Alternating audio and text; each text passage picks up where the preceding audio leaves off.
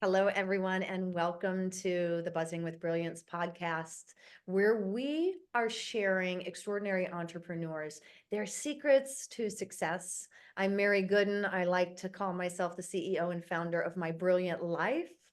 I'm a speaker, author, mentor, publisher, and really just a soul on fire. I serve soul-inspired entrepreneurs in a way to grow their visibility, their impact, and their profit, truly by sharing their message in their business generating brand books, on summits and podcasts.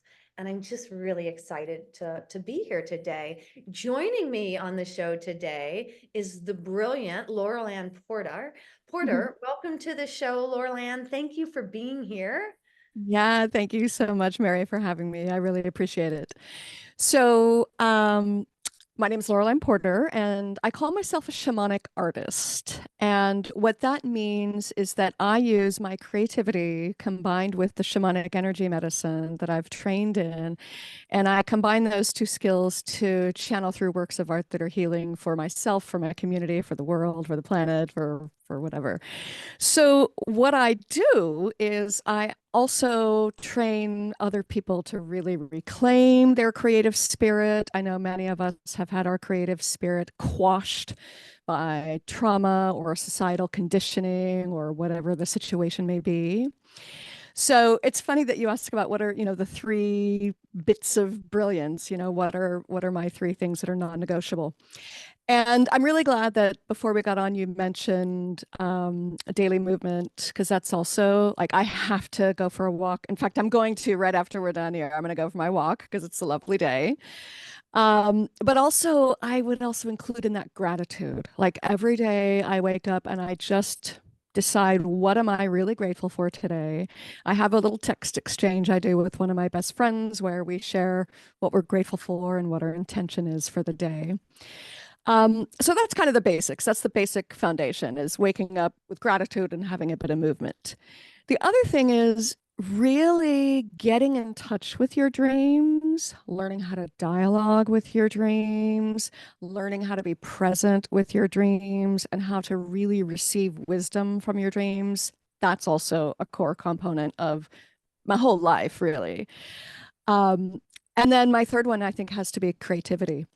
And when I was experiencing my most profound existential crisis back in 2020, when I looked around and thought the world was collapsing, it was creativity that actually saved me. Um, and we even before the depression really hit, like when we were seeing all the political turmoil, and I was like, what the hell's going on with our country? Um, it was it was the creativity, like what do the sort of call in one of my songs is what do we do when they bring us down? We make slow grooves. And it Yeah. was my partner and I just we are not going to let this situation keep us down. We're not going to let it quash our creativity. We're going to take the time. So when the pandemic hit, we decided that, well, we've got all these bits and pieces of songs that we've been working on for years. Let's just make an album. And so we made our first album in 2020. And that was really, I think, what carried me through. Of course, once the album was released, there's a bit of postpartum depression after a major creative project. And so after that was when I had to really face, okay, now that this is over and the world is still collapsing, now what do I do? Yeah, no, that was such a shift.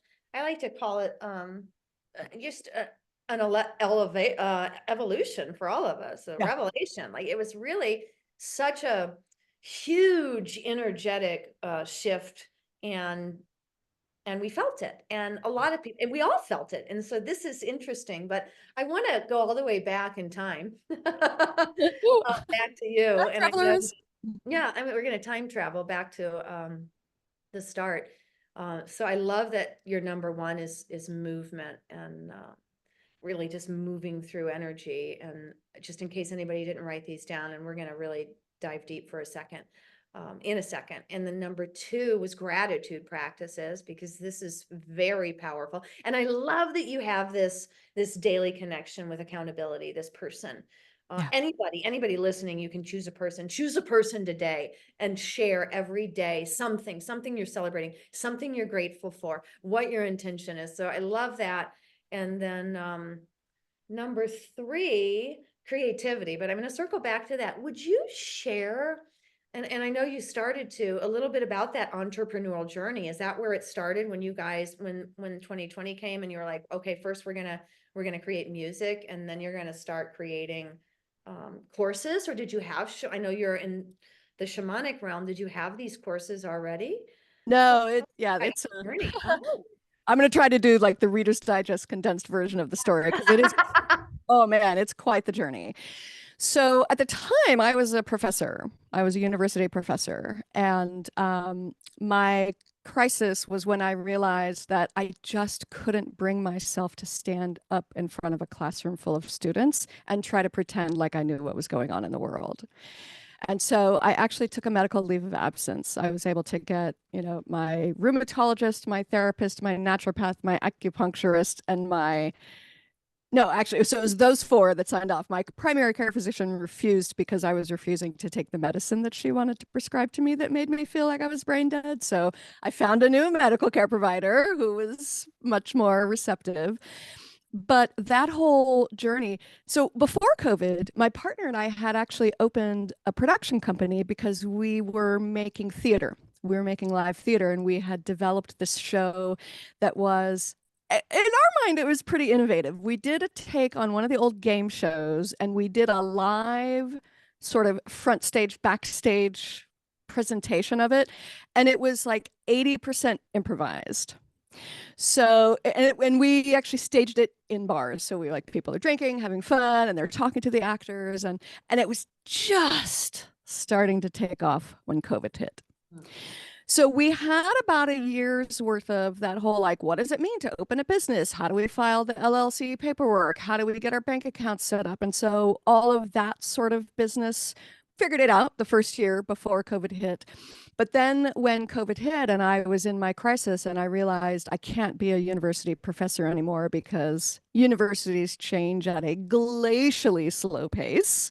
And I wanted all the change right now. I imagine there's lots of other people out there like that, especially in your audience, right? I think people whose souls are on fire are like, I am not willing to wait 10 years for whatever. I want my future and my dream life right now. And that's the thing. Once we make that decision, the path is there. Now, was it easy? No. Did it take a while? Yeah. Were there bumps along the way? Sure. Am I where I want to be? Not yet, but I'm loving the journey because it's mine. I have so much freedom. When we made this whole big transition, we sold our house in Arizona. We bought this house in Pennsylvania where my partner's from. We bought it cash. We have no mortgage.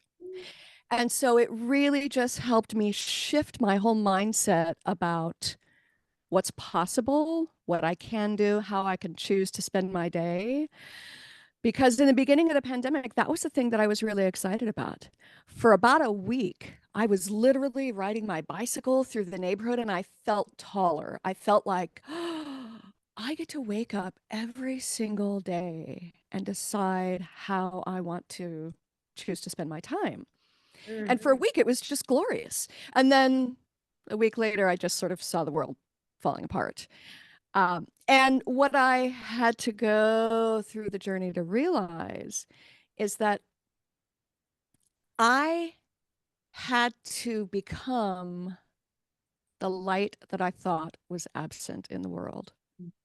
Oh, can we all pause with that for a moment?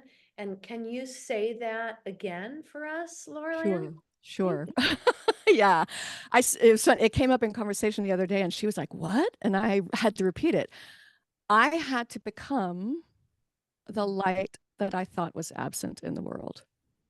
What a gift. What a gift. Uh-huh. Yeah. And this is an And we invitation can. really for everyone. For But everybody, we can. We are divine beings. We are beings of light. But so much of what we've had to endure gets us, coated and covered with all sorts of psychic and energetic gunk that it's really hard to break out of that and see our light and be our light. Mhm. and to allow that light to just, it's a slow process, but just to allow it to cultivate itself, allow it to spread outward, allow the tendrils of light to stretch out and become the networks of care that we need to support ourselves, our families, and our communities. So, And yeah, this is so powerful, and I want to just relish in it for a moment, because here we are, here are you listeners, extraordinary entrepreneurs, extraordinary business owners, for this very reason, to be the thing, the one, the energy, the force, the drive, the motivation behind what you think is missing, because that's your puzzle piece. yeah, And then as we can stand in our righteousness, and I'm using that word, of that, when we can stand in our wholeness of that, we then get to see how each puzzle piece fits together.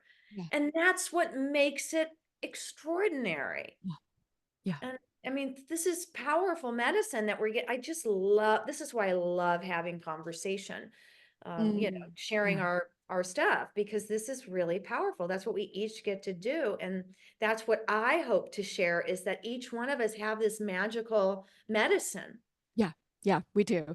And the funny thing about the journey is that in the beginning, I think many of us start thinking, I want to fix all these other people and things around me, which of course you probably already know is we have to start with ourselves. Otherwise, we're just projecting, I don't know if I'm allowed to say we're projecting our shit onto other people, right? So we have to go through that process of healing ourselves before we can start trying to fix other people. And then, of course, the funny thing is, we realize it's not our job to fix other people. No. And yeah, right, correct. Yes and no, and all the bells and whistles there. Right. I told you I was on a writing workshop this morning for that. I was hosting, and that was our first part of meditation, is close your eyes and put your hands on your heart and say, this time is for me Yeah. to explore my gift, my share, my core message, my light, my little puzzle piece, my thought of what's missing. Yeah. This Yeah. time is for me. And we do miss that, only because there's that whole level of programming that really brought us into the world. Our first breath is like, oh my God, you need to help this person. Right. Right. Oh And my also, God. there's like 1,000, 10,000, I don't know how many coaches are out there, and everybody's got their own little take on it. But that's the thing. For me, when I look back at my life, at all the weird ins and outs and journeys and digressions and side streets and this and that and the other, for many years, people were like, I actually had someone say, you need to figure out how to narrate yourself because I was all over the place. But now I'm realizing when I was a professor and running my own department, my favorite part of that job was advising and helping students figure out what they wanted to do with their life. My 20 years of teaching has allowed me to take the wisdom I've been receiving from all these healing aspects and put it into courses and programs. And weirdly, it just so happens I happen to be pretty good at grief. And so that has been something that I didn't even try for. I didn't even decide to do. And I've been singing my whole life. And so, again, I use my singing in my shamanic healing sessions. I didn't know that my voice has healing power until I started having people tell me, oh, we were in that ceremony and you sang and angels came down and sang with you. And then someone else is like, you just opened a healing portal with your voice. And I'm like, oh, wow, okay, cool. I didn't know I could do that. That too. I want to pause with that too. You said it, and I don't know. Your voice is medicine. Your voice has healing powers. Yes. Yeah, yeah, Everyone in earshot of this, yeah. your voice has healing powers. Your voice has healing powers. Your voice has healing So many powers. nuggets. This is Yeah. this is one for the treasure box. Everybody, you better download this to your Yeah. desktop. This is And here's the other thing. I was just watching, I don't know if you binge the Gaia content like I do, no, but not there's a yet. woman on there. Her name's Dr. Teresa Bullard, and she teaches the mystery teachings, among other things. And she's a quantum physicist. And so she takes a very scientific look at, kind of sacred mystical teachings.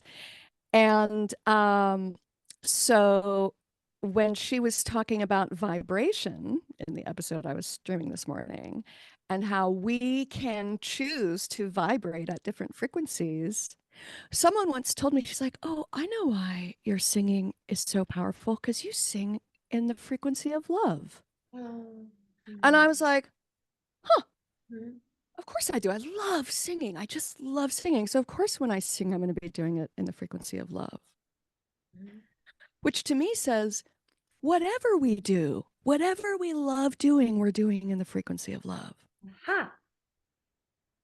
Mm. right? Whether it's gardening or cooking or caring for our children or partners or parents or whatever, Mhm. right?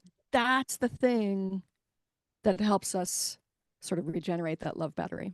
Mhm. And I feel like in that really just puts us right back into your number three, creativity. Yeah, Being in that creative space, which is where you love to be, what we love doing. And creativity can be caring for others in that way. It can be in the garden, it can be in the paint, you know, yeah, that part, that number three of yours, that creativity.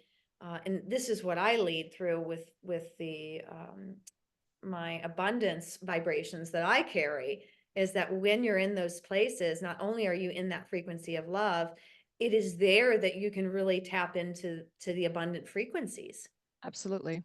even Absolutely. effortlessly, that the things that you're willing to ask for just from your vibration of love will start showing up for you. Not, you don't have to go after anything. If I stay in my creative element, my place of just really anchored in love Yeah, and self, the things that I deeply desire that will feel supportive along my journey, they will show up for they will you. show up. Yeah. And that's the other thing that's been such a challenge for me is I'm a recovering workaholic. Yes, that's a And thing. so I always feel like I have to do all the things and more things and many things. And the universe keeps telling me, mm, why don't you just sit down for a while? Mm, mm, Why mm. don't you let us do some of the heavy lifting? And to me, that's a little bit maddening because I still fight that urge to need to be busy.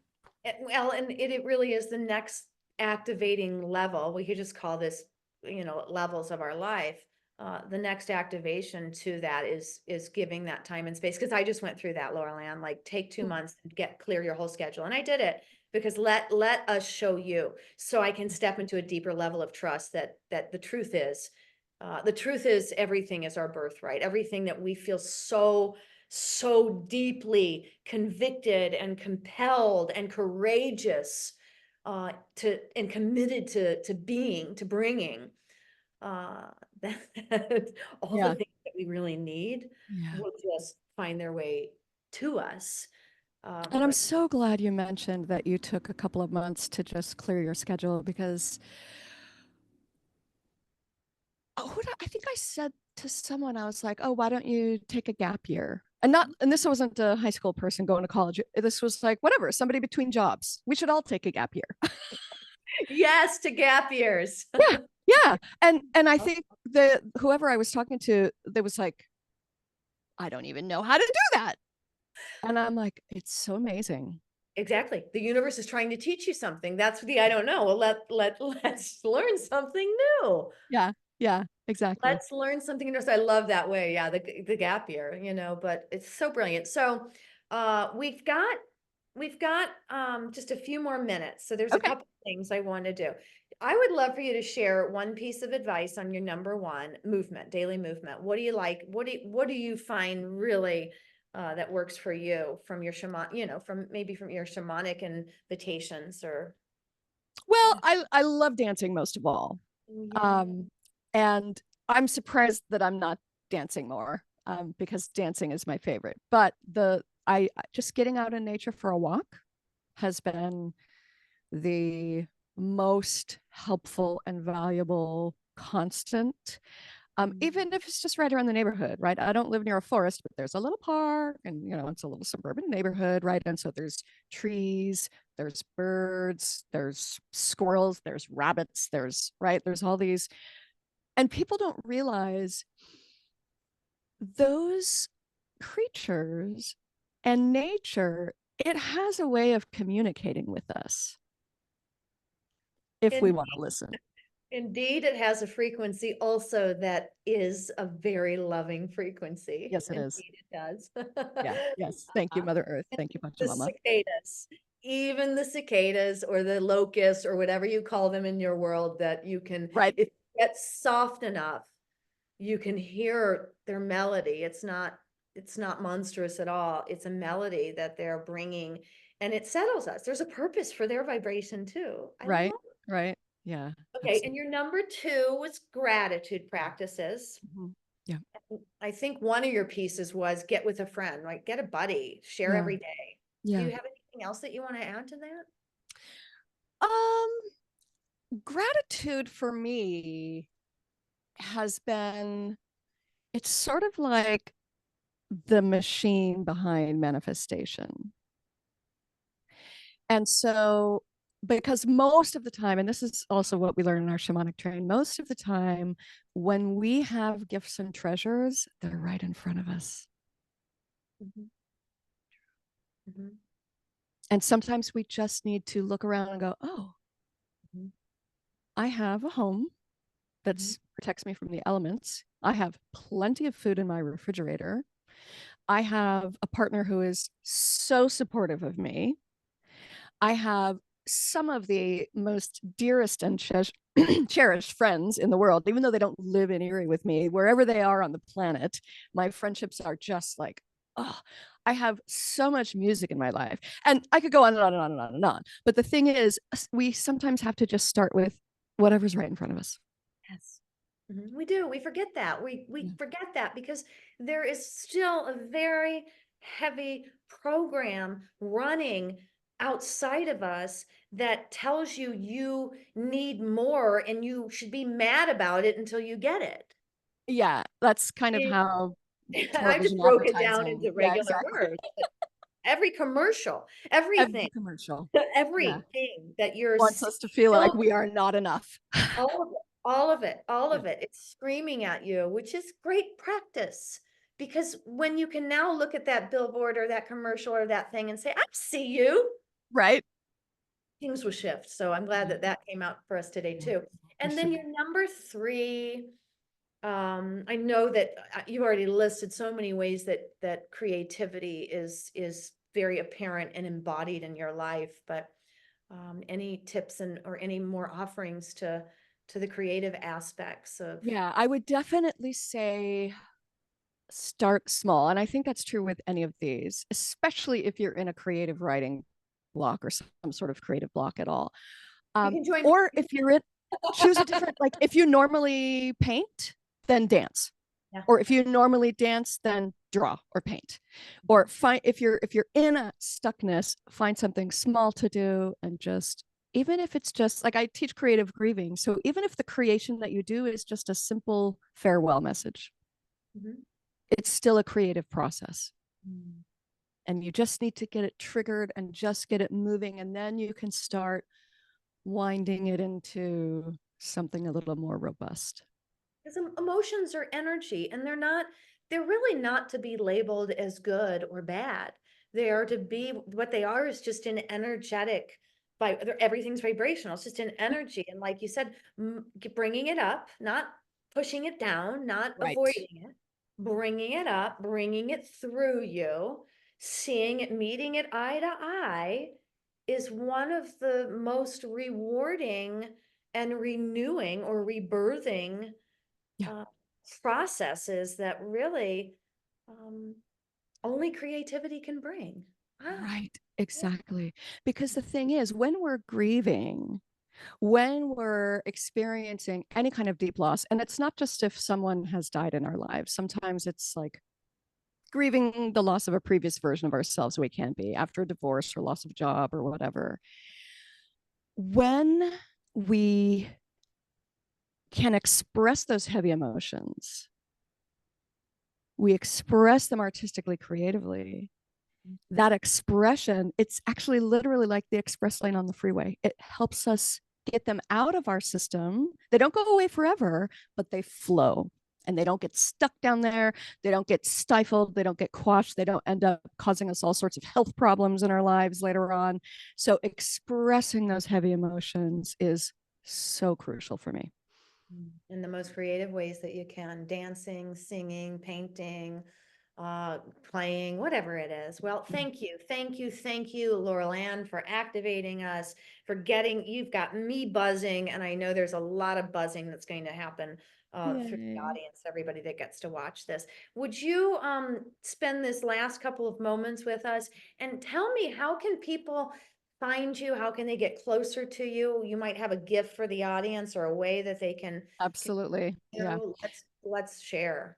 The best way to find me is to go to my website, laurelannporter.com. And I believe if you go there, there should be a couple of different ways to sign up for the new moon ceremonies. There might be one of those annoying pop-ups. There's also another page, but definitely those are free. I open them to the whole community, no matter who you are. They're designed for women. It was a ceremony that was channeled by Marcela Lobos for women, but anyone can benefit because it's all about healing our creative center. So if you want to join me on the next new moon, hit me up on my website and let's experience some magic together. And I'll have that in the show notes, but it's Laurelann, Laurelann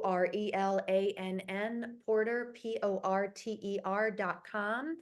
Don't you forget it. This was great. This was Laurelann, for all of you that are listening, for you opening this up and really getting us buzzing. And congratulations, deep and heartfelt, for being a fellow sister in that financial freedom. It really does change your perspective on how much life is available to you. So Oh, yes.